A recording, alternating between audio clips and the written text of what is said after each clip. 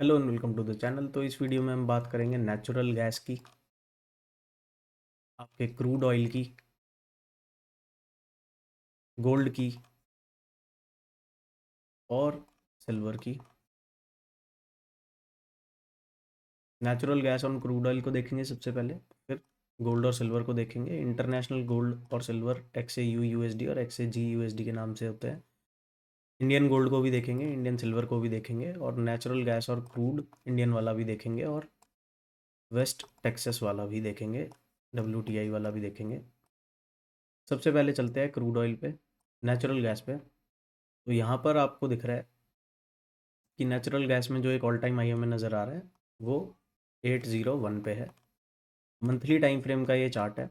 Currently price कहाँ पर बैठा है? 425 पे।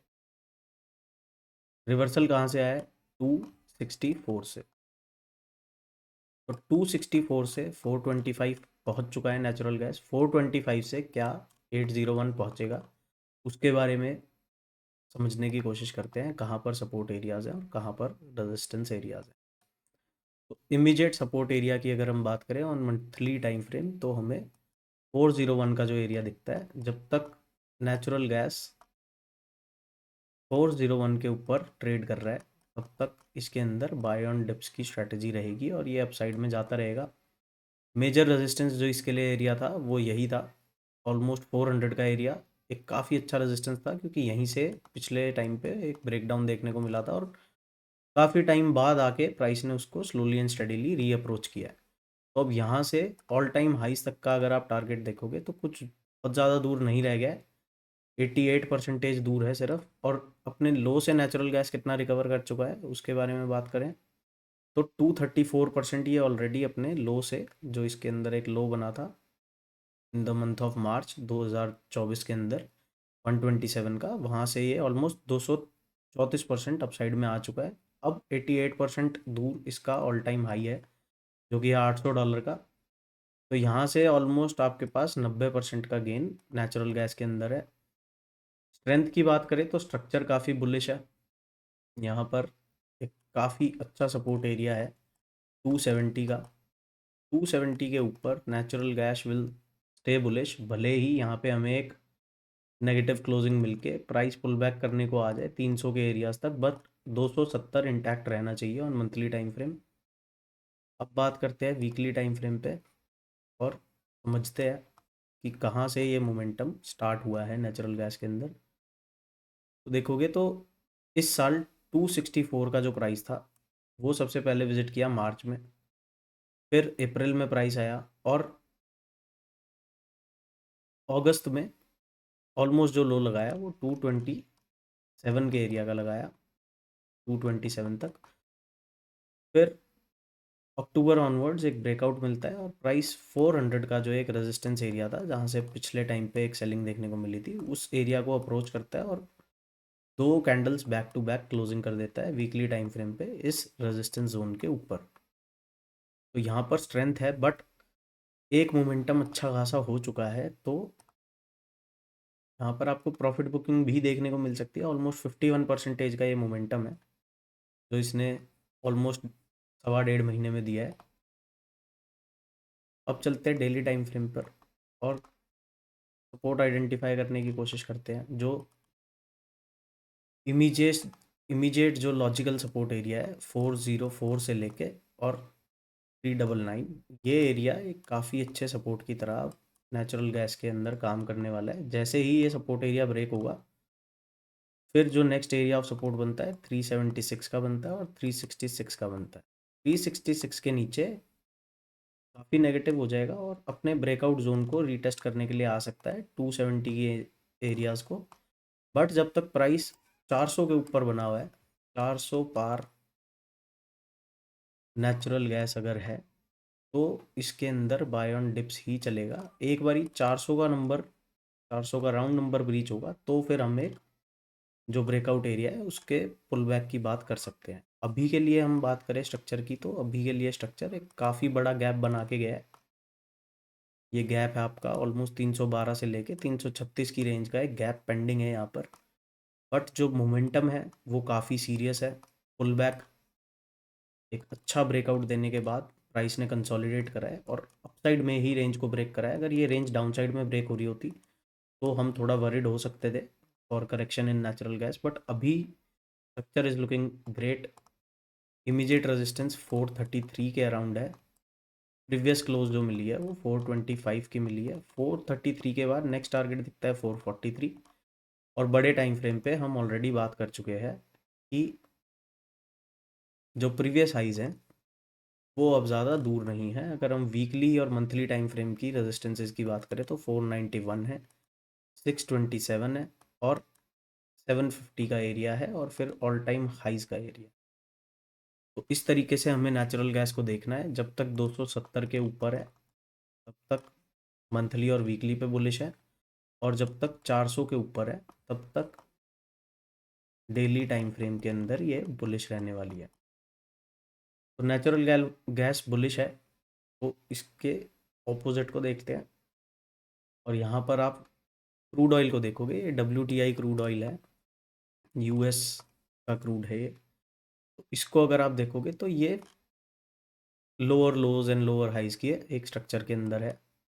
एक ये लो हाई लगा, फिर लो बनता है, फिर एक लोअर हाई बनता है, एंड देन लोअर लो के एक स्ट्रक्चर के अंदर है ये मंथली टाइम फ्रेम पे। वीकली टाइम फ्रेम पे बात करेंगे तो बिल्कुल भी स्ट्रेंथ नज़र नहीं आती है। बीच में एक पुल बैक ज़रूर हुआ था, यहाँ पर एक फेक आउट ज़रूर देखने को मिला था जब क्रूड ने ऑलमोस्ट 64 के एरियाज से लेके और 76 75 के एरियाज तक का एक कैंडल बनाया था, बट नेक्स्ट डे ही ये इनवैलिडेट हो गया था और डाउन साइड में आके इसने अपने लोज को टेस्ट करने के लिए पहुंच चुका है। तो वेस्ट टेक्सास के अंदर वीकली टाइम फ्रेम पे जो सपोर्ट एरिया की बात करें हम कि ये कहाँ तक नेगेटिव रहेगा, जब तक 62.251 62.251 जब तक वीकली टाइम फ्रेम पर रिकैप्चर नहीं होता है और कोई क्लोजिंग ऐसी नहीं मिलती है जो इस एरिया के ऊपर जाके क्लोज करती है, तब तक natural gas is bound to stay sideways and bearish. Daily time frame पर समझते हैं, डेली टाइम फ्रेम पर क्या चल रहा है WTI में और कहाँ पर सपोर्ट जोन है और कहाँ पर प्रोबेबल ब्रेकआउट या रिजेक्शन का जोन है। तो प्रीवियस हाई की हम बात करें तो 62.4 के एरियाज पे है। तो यहाँ तक भी अगर WTI जाता है और स्ट्रेंथ नहीं शो कर पाता है, यहाँ पे सस्टेन नहीं कर पाता है, तो यहाँ से आपको एक और रिजेक्शन देखने को मिल सकती है।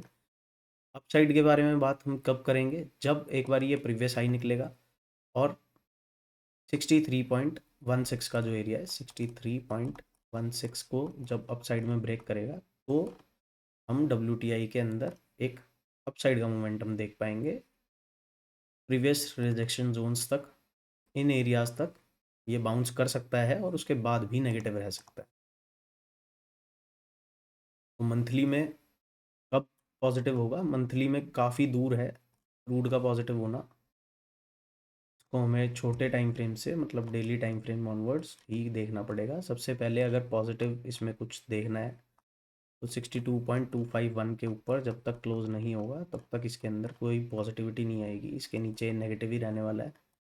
58.9 के आसपास एक अच्छा सपोर्ट है, उसके बाद अल्टीमेटली 53 है। और ये लोज ब्रेक होते हैं तो काफ़ी ज़्यादा नेगेटिव हो सकता है और ऑलमोस्ट 40 तक आ सकता है ये। इंडियन क्रूड को समझ लेते हैं। यहाँ पर भी आप देखोगे तो स्ट्रक्चर ऑलमोस्ट सेम है और बिल्कुल कोई पॉजिटिविटी का साइन नहीं नज़र आ रहा है। डेली टाइम फ्रेम पे आके बात करेंगे तो 53.22 के ऊपर क्लोजिंग मिली है, 53.24 पर मिली है। तो यहाँ पर अपसाइड के ट्रेड्स में एटलीस्ट जब तक 5500 का एक राउंड नंबर नहीं रिकैप्चर हो जाता है तब तक अगर स्कैल्पिंग के हिसाब से आपको देखना है तो सही है, बट जिसको डायरेक्शनल और पोजिशनल बेसिस पे चीज़ों को देखना है उसके लिए ये अभी ठीक नहीं है। जब तक ये lower low and lower high का एक जो स्ट्रक्चर इसने बनाया हुआ है, जब तक ये स्ट्रक्चर को चेंज नहीं करता है और हायर लो हायर हाई इसके स्ट्रक्चर में नहीं आता है, तब तक जो एक ये स्ट्रक्चर दिख रहा है कि जब भी गिरता है तो एक नया लो बनाने जाता है, जब तक ये चेंज होके इस तरीके का कुछ नहीं करता है तब तक हमें इस एरिया से पहले हमें अपसाइड के बारे में प्लानिंग नहीं करनी चाहिए। तो मतलब 5600 का जो एरिया है क्रूड ऑयल के अंदर, जब तक उसके नीचे है तब तक नेगेटिव ही रहेगा और सेल ऑन बाउंस की स्ट्रेटेजी काम कर सकती है अनलेस इट रीकैप्चर्स 55 वाला एरिया। एटलीस्ट इसके ऊपर तो आए तभी इसमें अपसाइड की बातें करेंगे।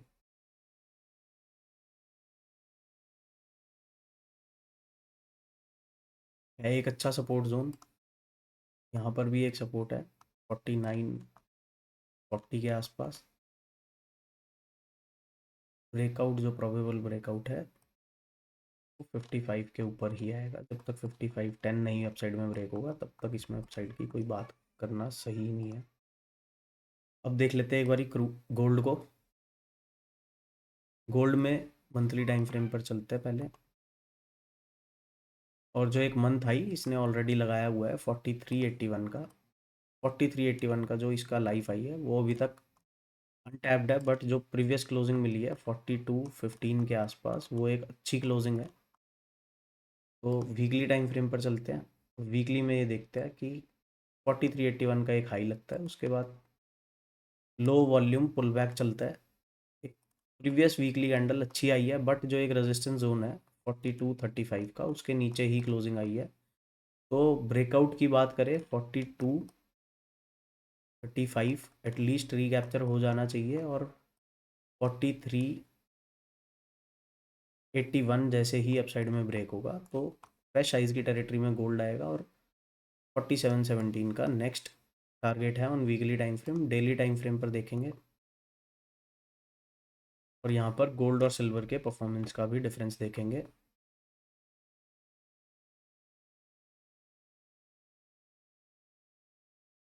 जो इमीडिएट सपोर्ट है गोल्ड के अंदर वो है 4067 के एरियाज पे।